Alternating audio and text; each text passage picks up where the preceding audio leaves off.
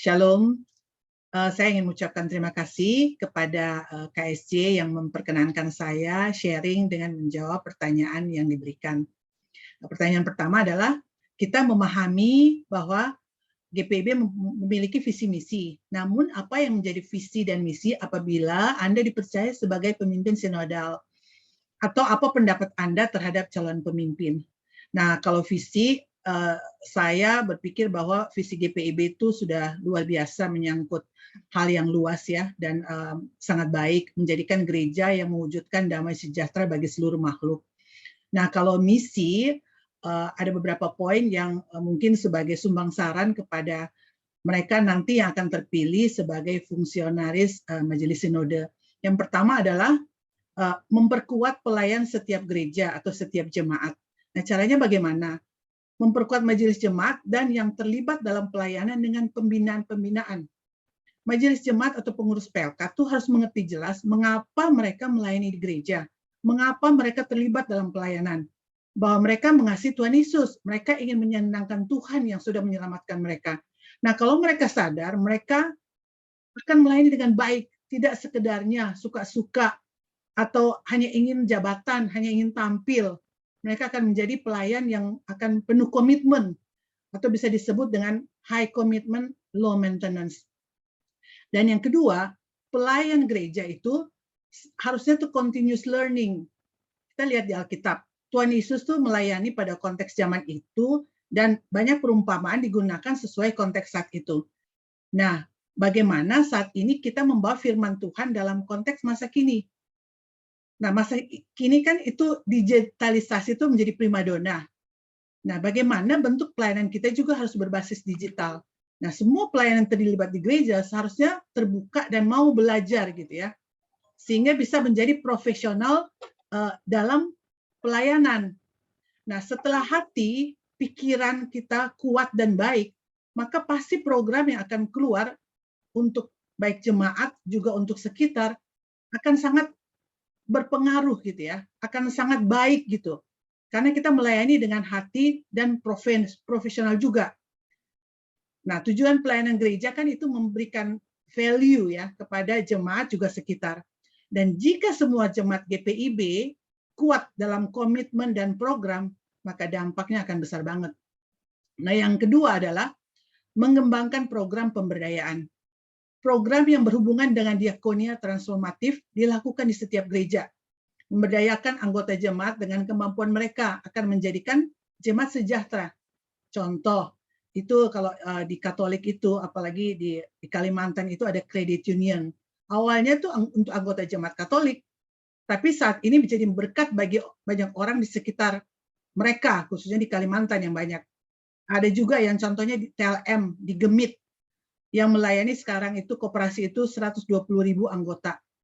Saya tahu karena kebetulan saya sebagai salah satu yang membinanya dengan NGO internasional. Nah, program ini itu program yang sustainable, yang seharusnya terus-menerus dikembangkan gitu. Nah, program yang sustainable ini itu pasti akan berdampak besar dibandingkan dengan program yang satu-satu aja.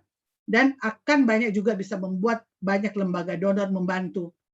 Dan kita tidak perlu membuat sesuatu yang baru ya. Kita pegang ATM aja gitu ya. Amati, tiru, dan modifikasi sesuai dengan kebutuhan kita. Nah, itu salah satu atau dua hal yang menjadi sumbang sarang untuk misi Majelis Sinode nanti. Kemudian kalau dengan pemimpin, bagi saya itu pemimpin itu adalah servant, pelayan gitu ya. Di dunia profesional juga di gereja, pemimpin itu mempunyai karakter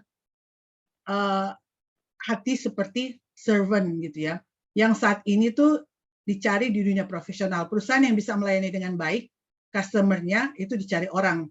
Nah, kan kita tahu ciri-ciri servant tuh humble, mau mendengar, fokus kepada pekerjaan, punya hati yang melayani. Yang kedua adalah pemimpin itu harus adaptif, punya kemauan dan kemampuan beradaptasi dengan kebutuhan zaman ini.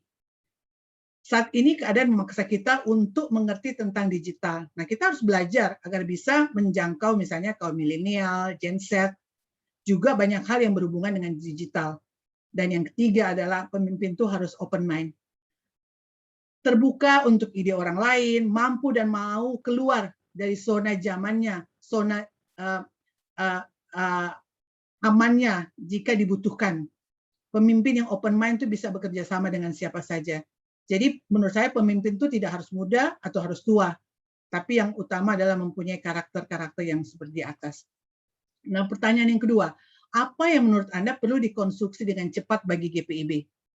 Nah, menurut saya GPIB itu mempunyai aset manusia atau jemaat yang luar biasa. Jadi seperti Indonesia kecil ya. Nah, jika gereja itu 320 sekarang itu jemaat, dikalikan 400 KK aja ya, jadi udah 130 ribuan.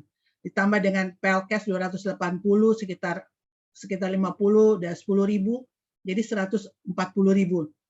Nah, apakah kita tahu berapa dokter di dalamnya, berapa perawat, berapa pilot, berapa yang diperbankan gitu ya. Nah, jadi menurut saya yang perlu dikonstruksi cepat adalah database anggota jemaat. Dengan database ini kita mengetahui peta jemaat kita gitu ya. Kita bisa mapping dan kita dapat menggunakan itu untuk membantu kita bukan saja di Jakarta tetapi di daerah-daerah gitu ya, pelayanan GPIB. Dan seperti kita tahu bahwa database itu, big data itu sangat mahal. Nah, yang ketiga, bagaimana cara Anda merawat relasi interpersonal yang kolektif kolegial di lingkup Majelis Sinode? Nah, menurut saya kolektif kolegial itu perlu dipertahankan oleh Majelis Sinode ke depan. Sistem ini sangat baik untuk pemimpin baik di tingkat jemaat juga sinodal. Membuat setiap anggota pimpinan tuh, pemimpin tuh saling mendengar, tidak one man show. Semua suara didengar, tidak ada yang merasa paling berkuasa. Ya, kalau di luar sana dikatakan musyawarah mufakat, berdasarkan semua kebersamaan. Dan cara merawatnya adalah selalu ingat bahwa we are equal dan dalam memberikan saran atau pendapat, dan kita harus saling mendengar. Nah, yang keempat, bagaimana Anda memahami proses pemilihan sebagai sebuah panggilan. Menurut saya proses pemilihan itu akhirnya nanti kan akan berhubungan dengan tanggung jawab dan komitmen. Tanggung jawab dan komitmen itu tidak mudah karena harus dilakukan terus-menerus dengan maksimal sampai selesai seorang menjabat. Sehingga di situ perlu ada passion, perlu ada kecintaan dalam menjalankan tugas. Jadi menurut saya panggilan itu berasal dari Tuhan, dan jika Tuhan menghendaki seseorang terpilih, maka dia akan terpilih. Tapi jika Tuhan tidak menghendaki juga tidak akan terpilih. Tapi jika dia terpilih, pasti akan dimampukan Tuhan untuk bertanggung jawab, mengerjakan semuanya secara maksimal, secara baik, dengan full hearted, dan semuanya untuk kemuliaan Tuhan, dan membawa dampak yang luar biasa kepada jemaat, juga kepada orang-orang di sekitarnya. Terima kasih untuk kesempatan ini. Tetap maju, KSJ, God bless all.